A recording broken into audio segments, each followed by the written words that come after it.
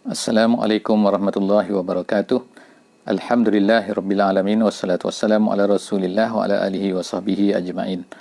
Alhamdulillah, bersyukur pada Allah Subhanahu wa taala sekali lagi kita dapat bersama-sama dalam sesi sinopsis setiap juzuk daripada juzuk Al-Quran.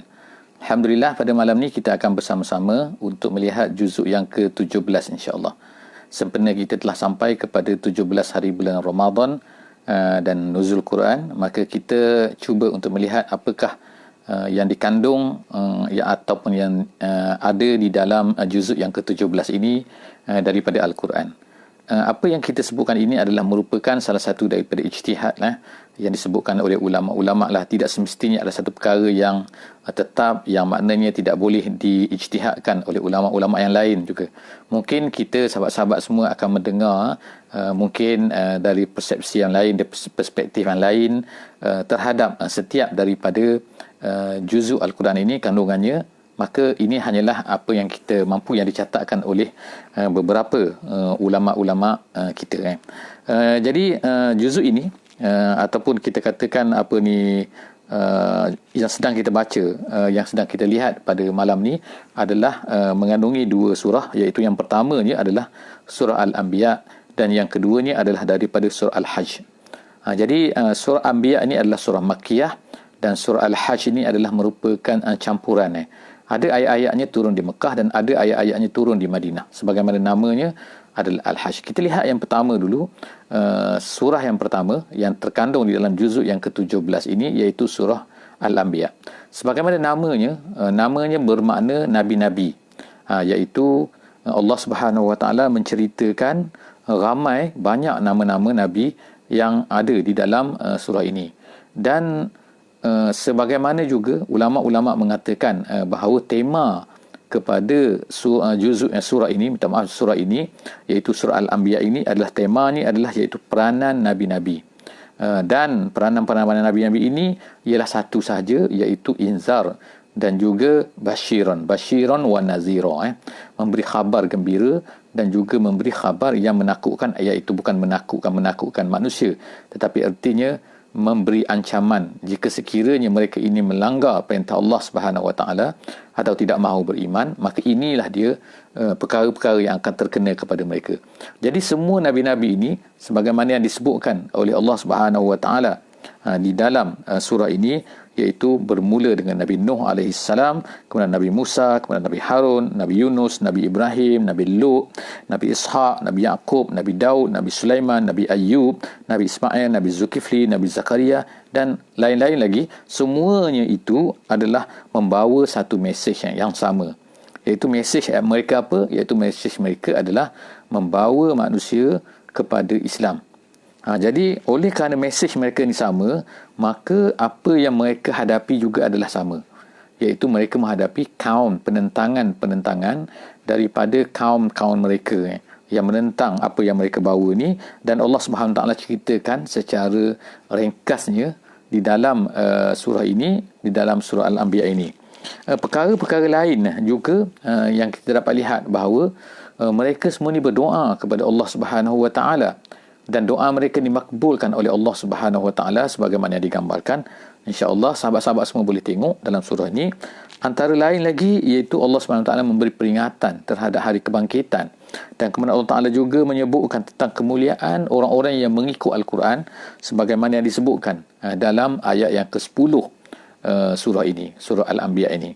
Dan seterusnya Allah Subhanahu Wa Taala juga membentangkan beberapa perkara, iaitu perbincangan secara logiknya, logik akal, makna cuba fikir sikit.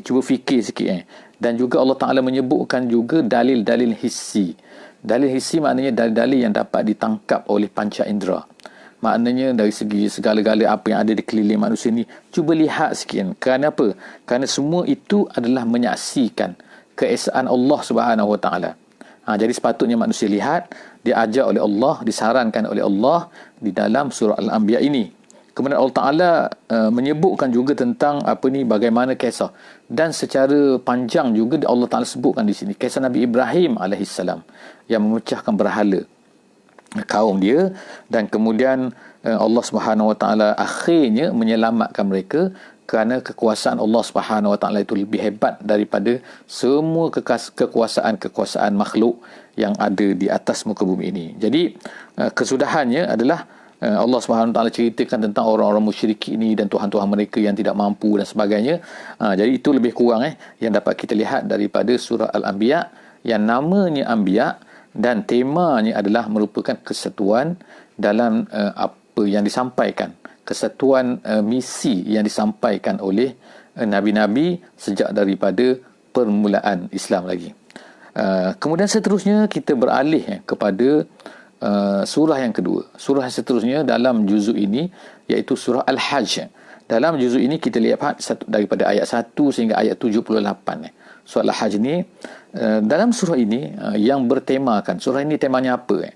Temanya adalah iaitu peranan haji dalam membina umat. Sebagaimana yang disebutkan oleh ulama-ulama tafsir bahawa surah Hajj ini sebenarnya adalah satu surah yang hebat. Kerana apa? Kerana dia mengandungi segala bentuk-bentuk turunnya, keadaan-keadaan turunnya. Yang pertama contohnya ialah ada yang turun di Mekah, ada yang turun di Madinah, dikumpulkan dalam surah Al-Hajj ini. Kemudian yang keduanya ialah malam dan juga siang. Ada ayat-ayat yang turun pada waktu malam, ada ayat-ayat yang turun pada waktu siang, ada di dalam surah ini. Dan begitu seterusnya, ada ayat-ayat yang turun semasa Nabi kita sallallahu alaihi wasallam bermukim, iaitu berada bertempat di Madinah Al-Munawwarah. Dan ada juga ayat-ayat yang Allah Taala turunkan semasa Nabi kita sallallahu alaihi wasallam dalam pemusafiran, masih dalam perjalanan. Jadi artinya surah ini adalah satu surah yang hebat dengan temanya, namanya Al-Hajj.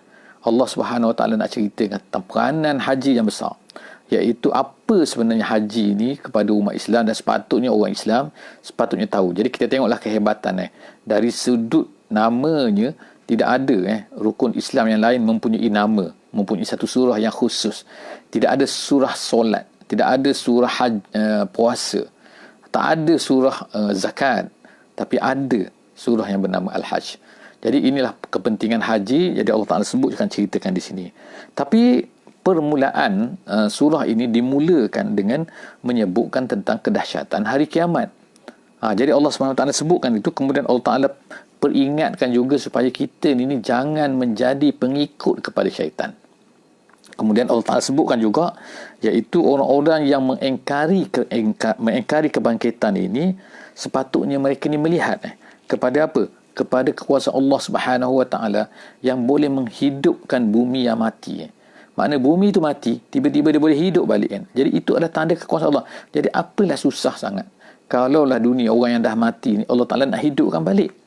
Satu benda yang mudah kan. Jadi kemudian selepas daripada itu, Allah Subhanahu Wa Taala juga mula menceritakan tentang hukum-hukum yang berkaitan dengan haji. Jadi ada hukum-hukum berkaitan dengan haji, apakah sunat-sunat yang berkaitan dengan haji, dan apa yang penting ialah semasa mengerjakan haji ini ialah dia bukanlah hanya satu benda yang zahir semata-mata. Pergi melontar, pergi tawaf, pergi Arafah dan sebagainya, itu adalah pergerakan anggota badan. Tetapi yang perlu difokuskan juga ialah masalah hati, masalah perasaan. Kenapa kita buat benda-benda ni semua? Jadi Allah SWT sebutkan di dalam surah Al-Hajj ini. Kemudian Allah SWT sebutkan juga tentang syiar.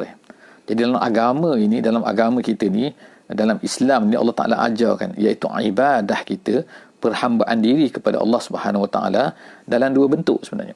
Bentuk yang pertama adalah itu dalam hati kita, iaitu kita tunduk kepada Allah, kita beribadah kepada Allah melalui hati, iaitu rendah diri kita kepada Allah, kita ada takaburnya, kita ni hamba kepada Allah dan sebagainya. Tapi ada satu lagi ialah dinamakan sebagai asy-sya'air, ataupun dinamakan juga sebagai al-ma'alim, iaitu petunjuk-petunjuk, benda-benda yang boleh dilihat. Daripada sinilah nama lahirnya lah, iaitu adanya As-Safa dan juga ada Marwah. Allah Ta'ala sebut ini adalah min sya'airillah. Kemudian adanya masjid, adanya pergerakan sembahyang, ada kebersamaan solat jemaah dan sebagainya. Maka haji itu sendiri adalah merupakan satu syiar yang boleh nampak kepada orang-orang yang tidak Islam ini, yang belum Islam lagi, supaya inilah dia kehebatan Islam. Jadi sepatutnya orang Islam memahami perkara ini bila mereka ni buat haji, bahawa haji ini sebenarnya. Jadi insya-Allah kan kita harapkan kepada sahabat-sahabat semua yang nak menunaikan haji, bila-bilalah akan datang, tahun ni ke tahun depan ke tahun depan dalam keadaan Covid dah tak ada, nanti mungkin lebih mudah lagi untuk pergi haji ramai-ramai. Jadi ingat, semua mestilah mempelajari juga, bukan hanya mempelajari apa nak dibaca, apa nak dikata, apa nak dibuat bagaimana, tapi dalam masa yang sama selepas itu mereka hendaklah memahami kenapa kita buat macam ni dan apakah ibadah hati yang perlu kita berikan semasa kita melaksanakan ibadah haji. Kemudian Allah Subhanahu Wa Taala juga menyebutkan dalil-dalil kekuasaannya di alam ini yang boleh dilihat, dan juga tentang hari kebangkitan. Dan yang terakhirnya Allah Subhanahu Wa Taala menutup surah haji ini dengan satu perkara yang sangat-sangat indah lah bagi kita, iaitu apa? Iaitu Allah Subhanahu Wa Taala menyebutkan satu ayat yang insya-Allah kan saya akan cuba baca insya-Allah kan, supaya kita semua akan dapat dapat melihat bagaimana surah Al-Haji ini dia memberi satu benda, satu perkara yang sangat-sangat baik yang perlu semua kita faham, iaitu apa? Allah Subhanahu Wa Taala menyebutkan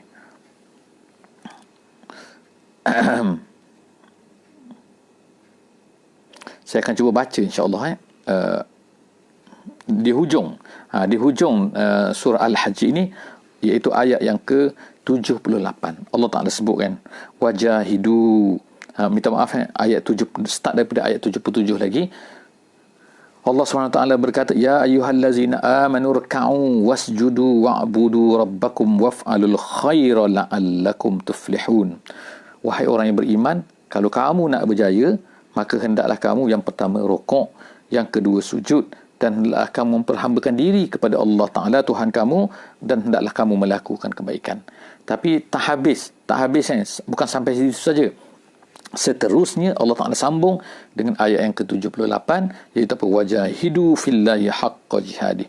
Selepas daripada kamu sembahyang, lepas daripada kamu berpuasa, kamu bersujud, kamu rokok, kamu beribadah kepada Tuhan kamu, selepas kamu ini melakukan kebaikan, maka hendaklah kamu berjihadlah kamu fillahi haqqa jihadih, dengan sebenar-benar jihad. Huwajtabakum, ingatlah Allah Ta'ala telah memilih kamu semua. Wa ma ja'ala alaikum fid dini min haraj, dan Allah Ta'ala tak jadikan dalam agama yang dia tetapkan ni, yang disuruh kita buat ini, jangan buat itu, tak ada.